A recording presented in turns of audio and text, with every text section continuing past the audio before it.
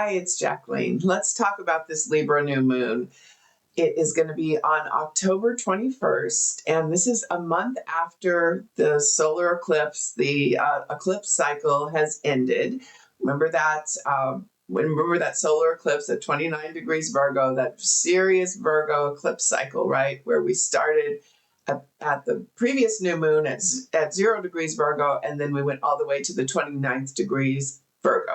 So if you have done your eclipse lessons right, if you listen to what you needed to learn during those eclipse cycles, and it was probably the thing that was coming up to be looked at in your life. Maybe it pertained to work because that's a Virgo quality, or devotion, or service, those kind of things, cleaning, clearing, getting rid of stuff, all that kind of stuff under Virgo, and just the way we work, our habits. Remember, Virgo is the sign of habits. If you've cleared that out, if you've learned what you needed to learn during the eclipse cycle, this should be a really good one. It should be a really good one anyway, because first I want to show you the chart. What's the first thing you see in that chart? Right there in the middle, right? It's a grand trine. It's a beautiful triangle.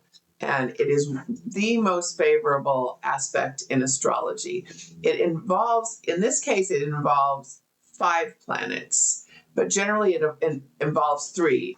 But we have kind of double-sided triangle here. Well, I'll talk about that. But anyway, I just want to let you know that's one of the luckiest and most fortunate signs in astrology. The trine by itself, just one part of this triangle, is lucky, but we've got the whole trifecta here. Okay, so if you were at the horse races, that's what it would be called, a trifecta. Okay, so that's basically what we're dealing with. It's the luck, the harvest, the reward that comes after a job well done, or a lesson well learned, or probably a combination of all of those things. So this new moon on October 21st, at 5:25 a.m., that's when it happens out here on the Pacific coast, so adjust accordingly depending on where you are. It really heavily involves Jupiter. And Jupiter is our planet of luck, expansion, travel. It's kind of all good things. I think my personal philosophy of Jupiter is it is this cosmic Santa Claus, and it usually brings good things. The only time it doesn't bring good is when we have a problem with excess, whether that be greed or compulsion or addiction. Those kind of things can get a little dicey with Jupiter. So too much of a good thing is one of the things that we have to caution against when there's a lot of Jupiter energy. Jupiter is the most aspected planet in the chart of this lunation. A lunation is a new moon, a full moon, the moon doing something basically. And the sun and moon are together in a new moon. They're cozied up. It's a very nice, harmonious time generally. It's a time of new beginnings, new starts, whereas when the moon is full, it's the opposite. It's completion, it's paring down, it's reducing, it's eliminating, it's letting go. Hopefully you've done some of that within the last couple of weeks. Probably a lot of that over the last couple of months or so because of the eclipse cycle. So I'm hoping that you have learned your eclipse lessons, or you've taken heed of whatever came up to be looked at, because in that case, you're going to get some reward. It's going to be a really nice time period. You're going to see the fruits of your labor. And that's kind of what I would call this the new moon of sort of fruit bearing, right? What is Libra? Let's talk about Libra. That is the sign of beauty, justice, design. It's once you've organized the house, which is what hopefully you did in some respect or other during the eclipse cycle, which was heavy Virgo, right? It's all about cleaning, organizing, decluttering, getting rid of, that kind of thing, and detail work, small little piecework. Then we go in and we beautify the room. That's what Libra is about. Libra is about design, decor, the way it looks, again, beauty, but also justice and equality. So you're fighting for justice, equality in the way that you do. perhaps will bear some fruit around this time. Perhaps you're going to get some good news about something that you've worked on pertaining to that. That can be in the smallest sense of the word, or even a larger sense. But it's a very fortunate looking new moon. So I'd like to talk about the Sabian symbols. That comes from the book, The Astrological Mandala by Dane Rudhyar. And I always tell a little story about that. It was here locally in Balboa Park that a medium and astrologer got together and they envisioned for each degree of the zodiac a different visual. And this one that pertains to this new moon is actually not so much a visual, but an abstract idea. Let me read it here. It's humankind's vast and enduring effort to reach for knowledge transferable from generation to generation. Now, that's a mouthful. There's not a specific visual that they give for this, but it's really just about what kind of knowledge, wisdom, truth, beauty, whatever, can we pass on to generations, the next generation. It encompasses community, truth, and one of the things it says in the book is greater life. So basically, and the sacrifice that we make for future incarnations, right? Or for our children, even if we don't have children, just the future of humanity. So the sacrifices that we make now so that life can be good for those coming after us, right? So this would be things pertaining to perhaps the environment, the social order, that kind of thing. So it's sort of a big concept, a big idea.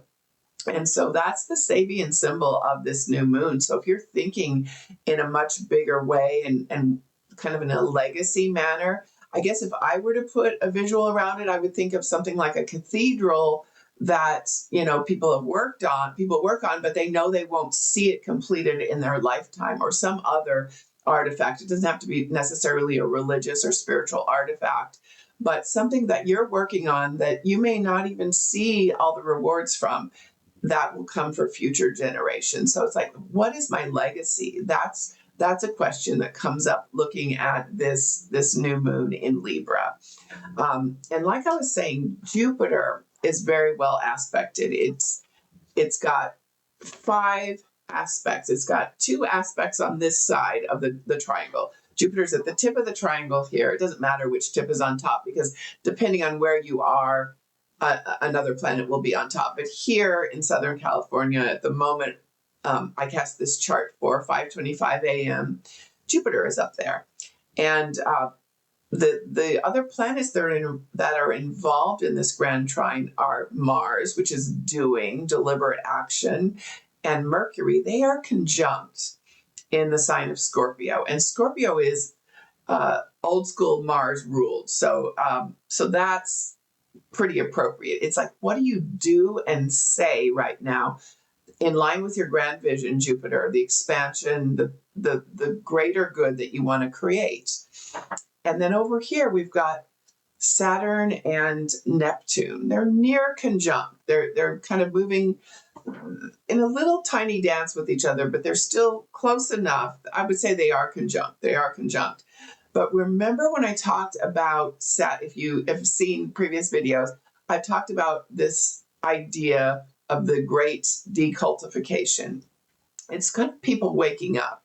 It's people realizing, in whatever way, each of us will have a piece of this. Oh, I was wrong about that. I was wrong about, and it could be a small thing, it could be a large thing. But when those 2 planets come together, it can be very uncomfortable.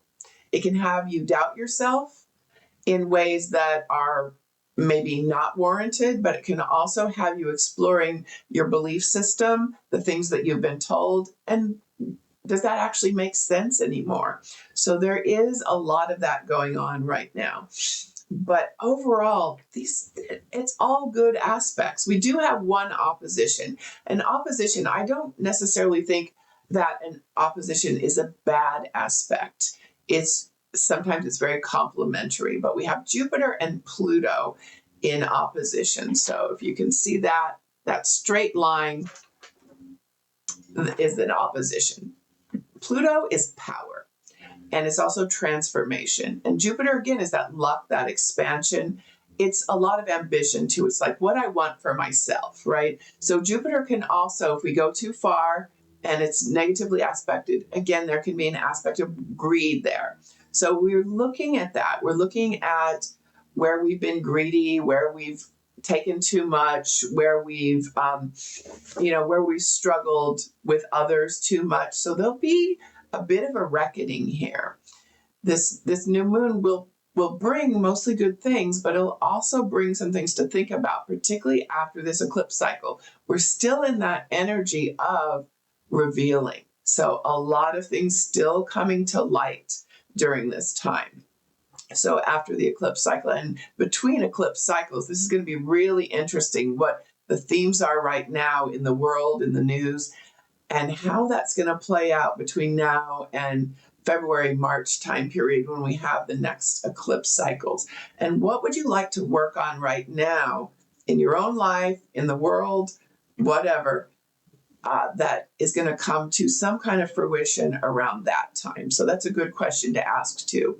But this is a great new moon for intending, particularly related to these themes that I've discussed: beauty, justice, truth, equality, all these wonderful lofty Libra themes, right? Libra wants equality, wants the best for everyone, but it's also very social too. And Libra is the diplomat. Libra is the mediator that comes between two warring parties, two people that have had difficulties with each other. We all know that person, probably it's you because you're watching this, right? That comes in and says, okay, Aunt so-and-so, and okay, cousin so-and-so, let's all come together, and what do we agree on? And so there's that smoothing out, that kind of, it's that mediation, so if you're called upon to do things like that now, that's great. That's a wonderful way to express Libra energies. So just, not that you need to go looking for those opportunities, but you may actually have a few of them. Let me just put it that way. Okay, what did I also want to say? Oh, yes, Jupiter is in the sign of Cancer right now, which is the sign of the mother in particular, but the family as a whole as well. So family ideals, who's your family, whether that be your family of origin or your spiritual family, and in which ways can you be nurturing, again, to others and to yourself. So, and how can you do that deliberately? Again, we've got Mars over here. And how can you communicate that? How can you communicate your intent deliberately? And we've got Neptune and Saturn over here. We've got to have that discipline, but we also have to have that kind of spiritual or sort of a oneness, a concept, an idea of oneness. If we think of everyone as ourself, like the golden rule, right? All these things, all these themes coming up to be looked at. Again, we've got those outer planets that have been so long in disharmony, now in harmony. So the impulse is to come together. And, Saturn and Neptune are doing this little dance where they come close and then they retreat a little bit and then they come back. But that's all right. That's okay. So you're going to get a little bit of backlash with any of this. You may reach out to someone and they may say, no, I don't like the way you said that. So there's going to be a lot of sensitivity with Neptune and Saturn together. So know that that's one aspect of it as well. But yes, we need to have that discipline. We need to have that ritual. That was something that hopefully we did when the sun was in Virgo and we had these eclipses with heavy Virgo energy, particularly that last one a month ago, right? That Pluto Jupiter is the sole quote unquote negative aspect of this, but I don't know if it needs to be negative. One of the, I also I always like to look at the most aspected planet in any lunation and look at the Sabian symbol for that. And we have the Sabian symbol for that degree where Jupiter is, that degree of Cancer is: a willful man is overshadowed by a descent of superior power. So more of a spiritual power over a worldly power, more of kind of an all-inclusive versus the greed, the ambition. And so you'll begin to see that as well. So we like to see that. What else did I need to say about this one? I just like it. This is going to be short and sweet because I think this is a time of harvesting. I think it's a time where you will get luck just out of the blue. And some of that luck will come from uh, inconveniences, right? Some of that luck will come, you're stuck in traffic or, and you miss something, but you really don't, right? You really avoid something, or, you have an altercation with someone, or someone, talks something to you and you say, and you're able to have a connection that you weren't able to have otherwise. So it's like you kind of go out of your way and you get sort of a greater truth from that. So I think this is a really nice one. I probably have more to say about this, and I probably will say more about it. Oh, yes. Venus. Venus is the ruling planet of Libra, and it just moved into Libra. So we've got a month of that.